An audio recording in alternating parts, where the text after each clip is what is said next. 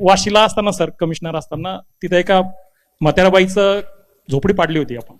वाशीला असताना बार्शी.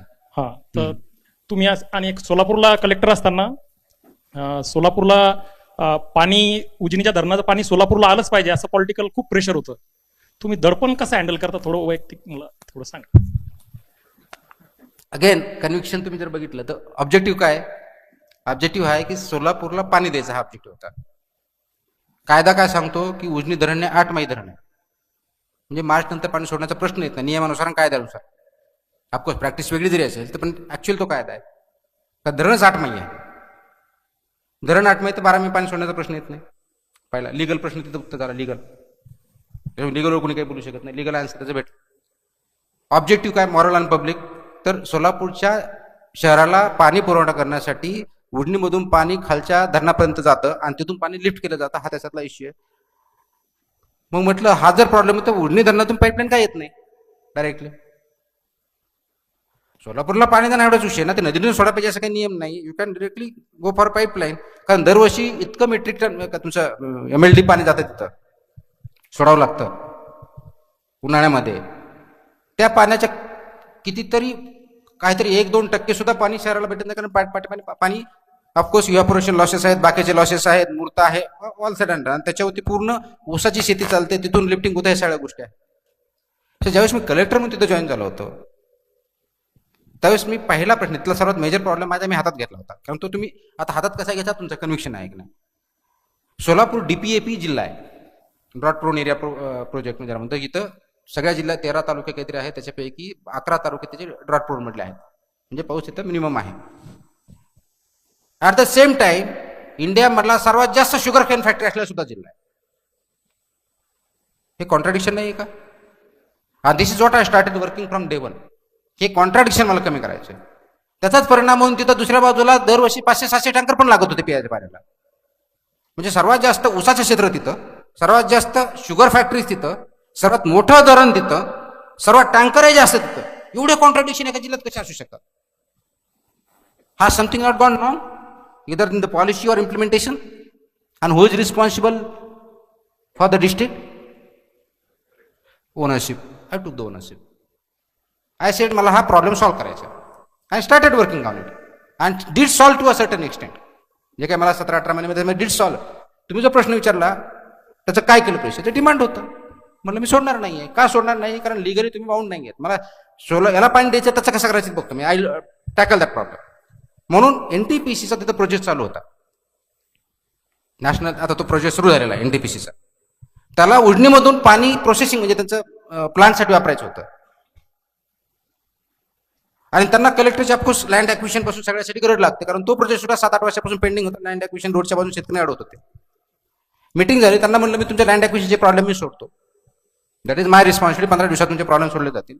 तुम्ही जी पाईपलाईन करताय त्याचं पाणी शहराला द्यायचं आणि शहरामधलं जे सिवेज वेस्ट होईल त्याचं प्रोसेस पाणी तुम्ही घ्यायचं, हे अग्रीमेंट करा. त्यांच्याबरोबर अग्रीमेंट केली.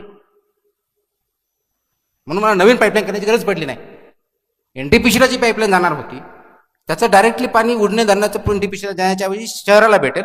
शहराचं STP मधलं जे पाणी असेल त्याचं त्या लेवलचं प्रोसेसिंग करायचं आणि ते प्रोसेसिंगचं पाणी त्यांना द्यायचं. म्हणजे त्यांना जे पाहिजे ते पाणी भेटणार. गव्हर्नमेंटचं कन्करन्स घेतलं, ऑनरेबल चीफ मिनिस्टरचं त्याच्यामध्ये ऑफिशियली घेतलं. Everybody was on winning plate. काम सुरू झालं, त्यांचं पाईपलाईनचं काम कम्प्लीट होत आलं. आणि इकडे हा प्रश्न आला, मला मी सोडणार नाही का, तुम्हाला पाणी द्यायचं वगैरे मी देतो. Then the politicians made huge issue. However of course तिथं शेतकरी होते. They went to high court. हायकोर्टाला मी दाखवलं 8 महिने 12 महिने नाही. हायकोर्टाने त्यांना फटकार मारले. Legally sound, public interest. आता प्रश्न असा आहे की प्रेशर, याला तुम्ही प्रेशरहून बघितलं असतं त्याला हातच लावायचा नाही. हा प्रॉब्लेम होता. तो प्रॉब्लेम सॉल्व्ह करण्यासाठी as a leader that's your responsibility. Are you able to take that responsibility and ownership as a public servant is the most important question you have to ask yourself. If you are owning some project you have to think it through.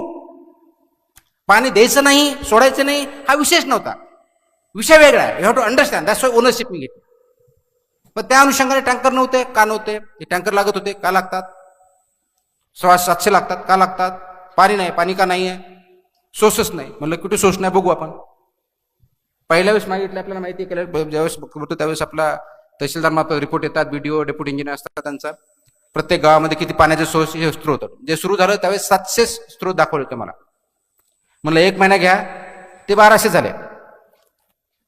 अजून 15 दिवस घ्या म्हटलं, 15,000 source झाले. Existing होते, रेकॉर्डला नव्हते, रेकॉर्डला आणायला लावले. तहसीलदारांनी मिटिंगला आले की आम्हाला टँकर पाहिजे. म्हणलं ठीक आहे, किती एवढे टँकर पाहिजेत, तुमच्यापैकी किती जणांनी व्हिजिट केली? सगळ्यांनी केली. म्हणलं मी परत एक विचारतो, किती दिवस व्हिजिट केले? नाही सर 8 दिवस द्या.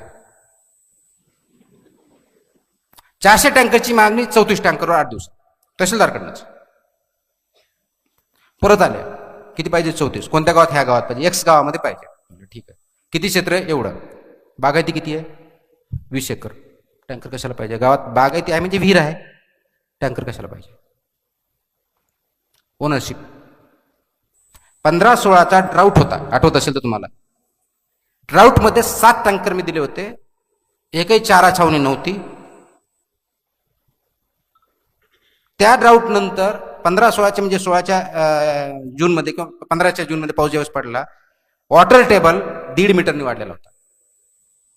So it is not just release of water, it is whole water sector and responsibility. Pressure कधी असतं त्याच्याकडे प्रॉब्लेम म्हणून बघितला असतं, अपॉर्च्युनिटी बघितली तर इश्यू मी ओनरशिप करतोय म्हणून पहिल्या दिवशी तुम्हाला जे सांगितलं होतं की तुम्ही ज्यावेळेस एलडीओ जाता, तुमचे 20 गावं, 20 गावामध्ये शेतकऱ्याचे पशुपालक ही तुम्ही ओनरशिप घेतली, मग ते उद्योजक कसं करायचं सोपं जाईल. सो प्रेशर घेण्यापेक्षा ओनरशिप घ्या. That's my mantra. If you do that, I think you can Excel.